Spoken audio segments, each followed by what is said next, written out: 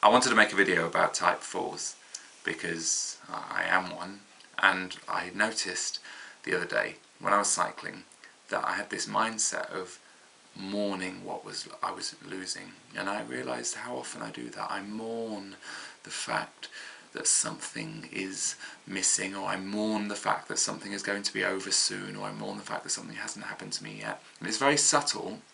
It's not like I dress in black and cry, but it's just this subtle feeling constantly that I wish it could be different, but it's not. So I'm really gonna agonize gently over it. Why? And it's so unnecessary. It's just a habit, and this is what type 4s do. And the example was, I was sat cycling actually, sat on my bike, and then I stopped, and then I sat on my seat on the bike looking, and there was this beautiful river, and it was winding. It was in Shoreham by sea in the UK, and the sun was on it, and it was misty, and it was just the most perfect silver ribbon, and it was just the most moment. And I just had to go to work, and I just wanted to stay there, and I wanted to stay there and soak it up, and I wanted to be part of it, and I wanted to paint a picture of it, even though I don't paint. I wanted to write poems about it, and I wanted to film it and take photos of it and all of this stuff, and I couldn't, and I just felt this real feeling of, I'll never get this back again. And it's so unnecessary. And it happens with partners, you know. I had a wonderful relationship with someone, but I don't have it anymore. Or I wish it had worked out with that person, but it didn't. Or I wanted to do this with my life and it hasn't worked out. And if I could have just done this instead. And oh, why do I not look like them? If I looked like them, then I might have more recognition. Or if I had the talent that some seem to have, and I don't have that, and I try so hard. And why is it so hard for me to be enlightened? Or why is it so difficult for me to just ever really create the piece of art that I want to create in whatever art form? It just never seems like it's going to happen. There's something missing in me, and there always will be, and this is such a torture, this life, and it's subtle, and it goes on, this internal monologue, that feeling of loss and mourning over it.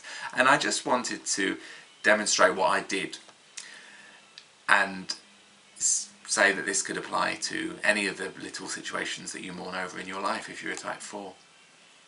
I came away from the river and noticed the thought that I was upset that I had to leave it.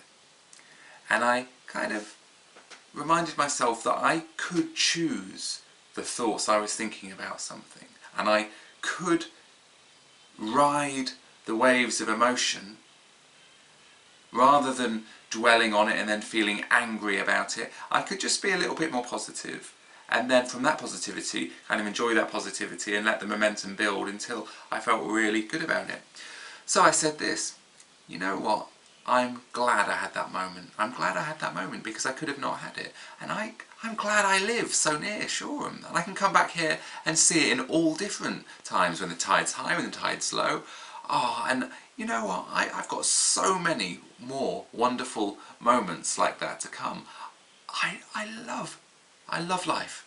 I do. I love it. And I love the fact that I can make choices, and that I can sit on this seat and look at this river, or I can, and you know what, there's going to be other moments. I think there's going to be more moments to come. That was one nice moment, but I've had so many nice moments in my travels, and every day I have nice times, and I know that more are coming today, and I know that more are coming for the rest of my life. And actually, even that makes it seem like there's going to be a time limit when it runs out, when I'm getting near to being old. But that's not the case at all, because I don't believe in death. I believe that, yes, this story of Josh told in this way, that will end, but my consciousness won't end. I don't believe that anymore. What a wonderful thing. That's so good that I believe and that I know in my essence that that's true. I feel free. I feel free because of that, and now I'm happy that I feel free. And look at this, as I'm cycling, I can enjoy this sky, I can enjoy this mist rolling in from the sea. I'm happy, and what I'm really happy about is now I've remembered I've got control over how I feel, and I can do this all the time. When it comes to relationships, I mean, I love the one I'm in at the moment, but I can also remember past ones and remember how good those good bits were and be happy that I've got those. I can think about all the wonderful things about my family and about my friends, or about my career, and if there's not things that immediately spring to mind about any of those things, then I just don't think about them and I think about other things, or I think about positive aspects about them. There's always so much to enjoy. That this is a buffet, this life, and I can choose from this buffet what I want, and I'm free. I'm free and happy. And look at me, a type 4, learning how to appreciate instead of mourn, celebrate every good thing that happens to me, instead of mourning the fact that it can't last longer, or mourning the fact that this didn't happen instead. It's possible. It's really possible.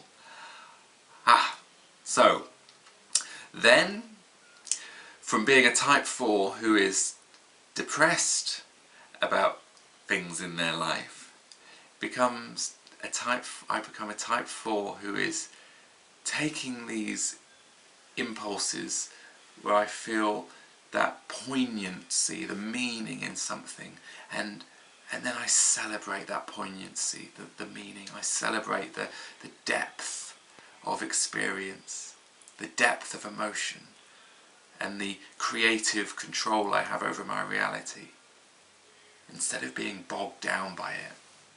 And admittedly, and this is the case with me, it took me some time before the momentum turned, and I still have times where I feel bogged down, but the momentum does pick up, and if you start making the effort to appreciate, you'll find that your life just becomes nicer.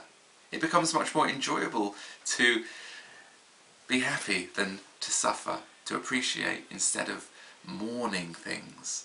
And that's something that we all have to go through as a type 4. We start to realise that we're fed up of the negativity, and actually it's time for a new start where we don't lose all the wonderful things about being a type 4, the depth of feeling and the expression and the desire to be creative. We don't lose any of that, but we've become alchemists, and we can turn the focus on what's missing into a love of it. And it's the same for all Enneagram types, but at the moment it's the type 4 I wanted to talk about. What seems like a wound is actually a gift. Okay, thanks. Bye-bye.